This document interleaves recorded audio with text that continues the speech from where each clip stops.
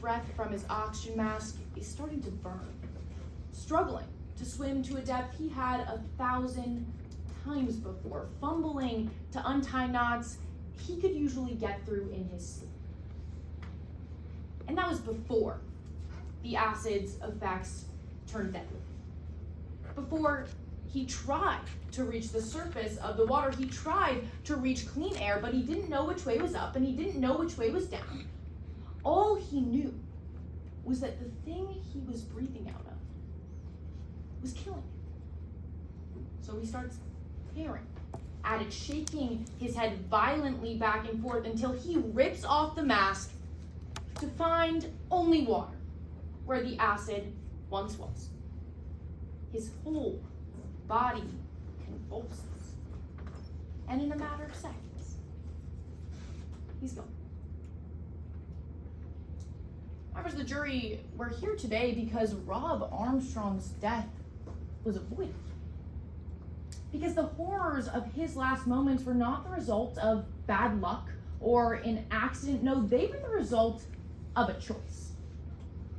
The defendant's choice. Because in February of 2025, when the defendant went back on the saboteurs, she was focused on one thing and one thing only. $1 million prize she desperately needed to support her mother. So to get to that $1 million, well, she was willing to do anything, to make any choice, to take any risk, even if it cost Rob Armstrong his life. And that's why the state has charged the defendant with manslaughter. Now that meant that we had to prove two things to you today. First, that the defendant acted recklessly by consciously disregarding a substantial and unjustifiable risk of harm. And second, that reckless behavior resulted in Rob Armstrong's death.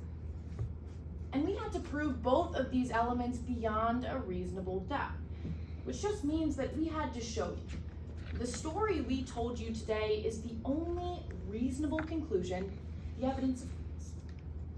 So let's talk about how we did that. And I want to start with that first element, the defendant's conscious disregard of a substantial risk to Rob Armstrong's life. Because we showed you today, the defendant received warning after warning after warning about the dangers of using oxalic acid, and she ignored each and every one. Now the first one, it came when the defendant was required to sign a safety memo prior to competing on the show. Now Detective Rivera told you, the defendant signed a document that said, "I understand sabotage does not include conduct creating a substantial risk of serious bodily injury." And yet, not 2 months later, still on the set of the show, well, Miss Reynolds found the defendant holding a bottle of oxalic acid in the basement of the hotel. Now, as the caretaker at that hotel, Miss Reynolds knew how dangerous this chemical was. So she made sure the defendant knew too. She looked the defendant in the eyes and said, "This could kill you." That was warning number 2. Now, when you go back to deliberate, I want you to take a very close look at the label that was on that bottle. Because members of the jury, this should have been warning number 3. Corrosive, toxic, harmful if inhaled, 99.6% pure acid, fatal. That is not a chemical you play around with. And yet, that's exactly what the defendant did. She chose to ignore every warning and take not 1, not 2, but 3 scoops of that chemical and hide it in Rob Armstrong's diving mask, not because she was told to by production, not because she was forced to, because she chose to.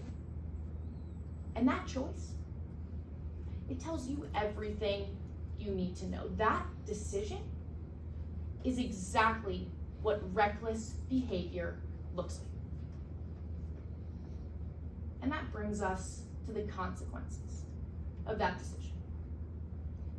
Because we know the defendant put oxalic acid in Rob's mask. We know Rob put that mask on and dove in the water, but we had to show that the defendant's actions are the reason Rob never resurfaced.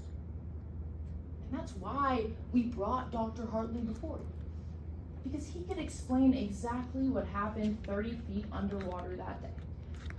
And he told you, with each breath, Rob Armstrong inhaled more and more acid until the oxygen was cut off from his brain and his body couldn't take it anymore. And when you go back to deliberate, you'll have an autopsy in front of you that says exactly that. And if you look at the top of that autopsy, you'll see that it says something else too. It says Rob Armstrong was in perfect health. There was nothing wrong with Rob before he entered the water. No medical conditions, no physical impairments, no natural explanation for why he didn't come back up. He was 34 years old. Before he put on that mask, he had his whole life ahead. Now in a moment, the defense is going to get up here and try to convince you that the reason Rob didn't get to live that life, well, it was because the defendant couldn't understand the consequences of putting a toxic chemical in someone's respirator. But you don't need to remember Mr. Long's words. I'm not even asking that you remember mine. What you need to do is remember the defendant's. June 2nd, 2025. Question. You realized that you were adding oxalic acid to the only source of oxygen that Rob would have underwater. Answer. Yeah, I knew that when I did it. Find the defendant guilty. Thank you.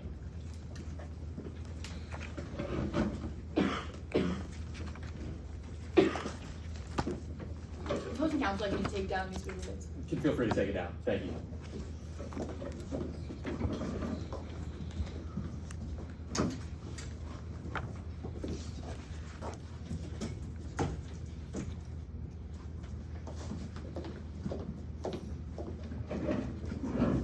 Permission to proceed, Your Honor. Granted.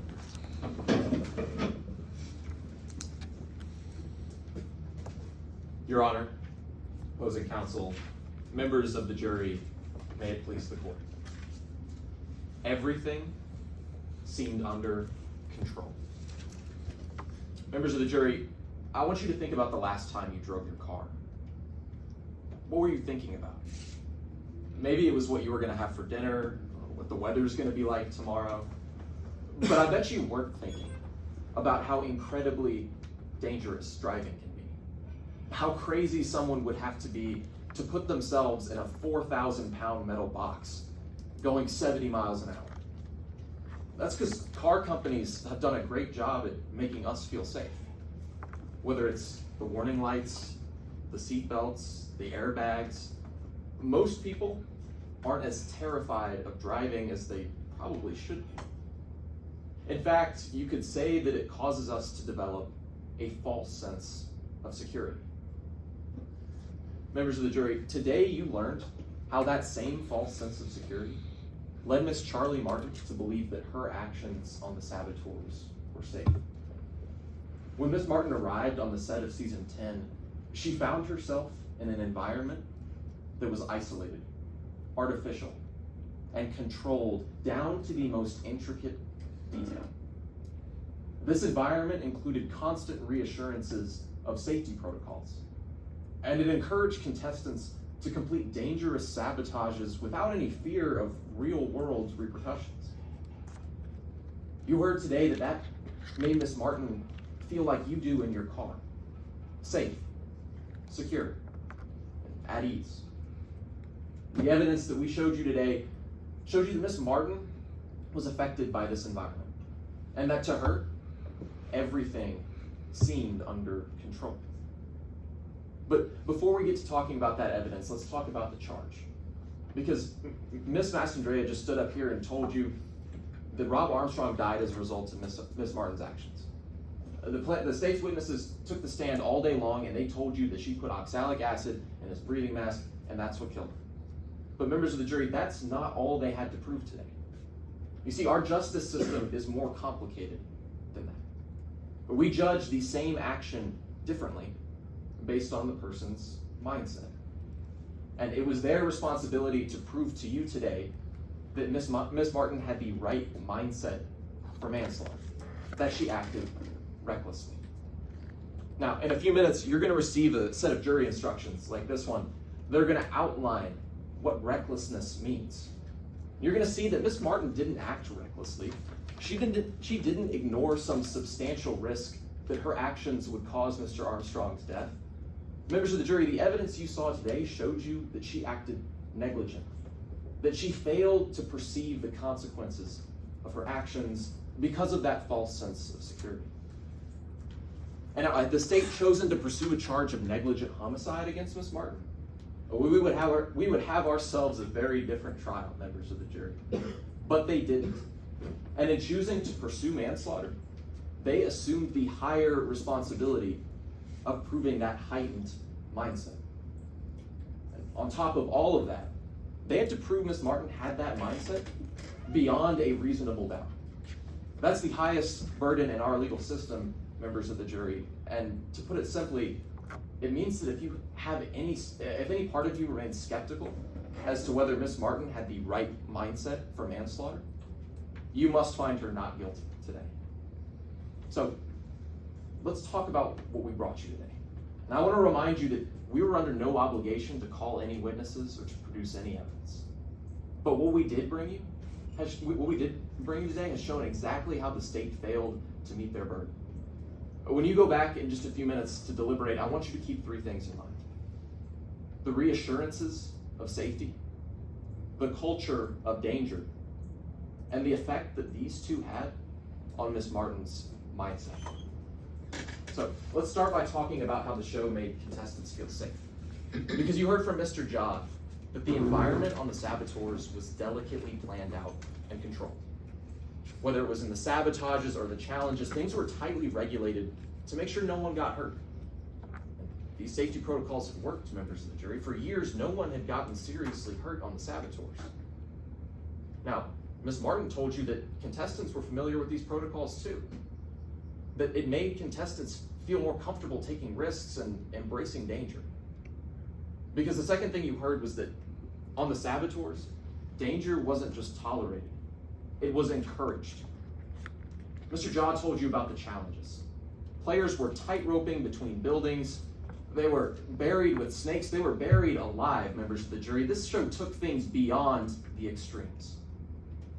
And Ms. Martin told you about the sabotages, about how extreme those were too. People were putting cinnamon in contestants' breathing tubes. They were putting Clorox on their food. These things were normal, members of the jury, because contestants felt pressured to deliver excitement for the show, and they felt comfortable in that safety infrastructure as something to fall back on. Together, you learned that this took its toll on Ms. Martin's mindset.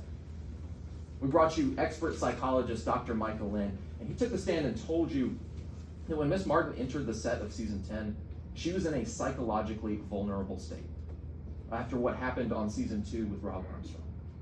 He told you that that left her susceptible to manipulation, to environmental manipulation. Members of the jury, you heard that when Dr. Lynn evaluated Ms. Martin, he learned that she believed every action she took was okay in the context of this show. This is because everything seemed under control. Now, members of the jury, let's talk about what the state brought you today. Because Ms. Mastandrea just told you about the 3 warnings Ms. Martin allegedly received about how dangerous oxalic acid could be. She told you about the production memo. Members of the jury, the state had every opportunity to ask Ms. Martin questions about what she understood from that memo. I actually asked Ms. Martin herself, and she told you that to her understanding, based on that entire environment of the saboteurs, she never violated the agreement that she wouldn't commit any sabotage that would have a substantial risk of hurting Mr. Armstrong or anyone else. The second thing, she told you about the label for oxalic acid. Members of the jury, when Miss Martin had that small bottle in her hand, she looked at that label. She told you she did. But what you saw on that label didn't say anything about what a fatal concentration of oxalic acid is. Didn't tell you anything about what a fatal dosage of oxalic acid is. Members of the jury, they had Dr. Hartley on the stand to tell you about how dangerous oxalic acid is, how all these warnings should tell someone how dangerous this chemical is. Dr. Hartley wrote the understanding of chemicals in this county. It has a greater understanding than any layperson who might read that label would. And finally, let's talk about the warning she received from Ms. Reynolds.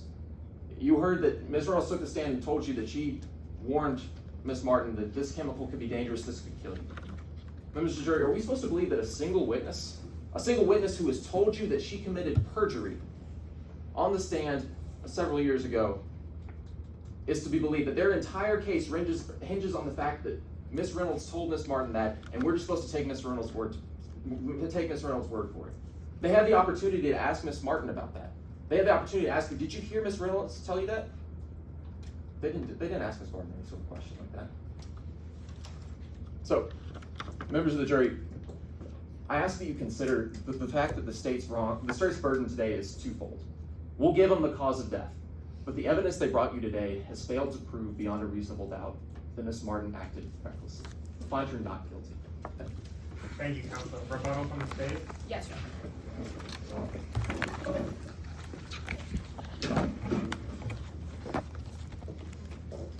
May I proceed? Yes.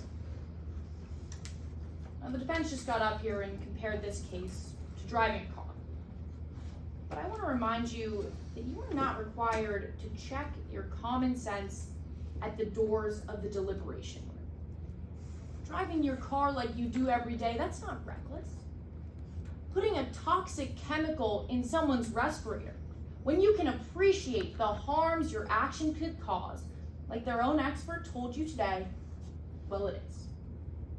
So no matter how hard they try to obscure the facts, no matter how hard they try to shift the blame, there is one thing they cannot dispute, one thing that demands justice. And that's the acid the defendant put in Rob's mask and the water that was in his lungs. Find the defendant guilty. Thank you. Thank you.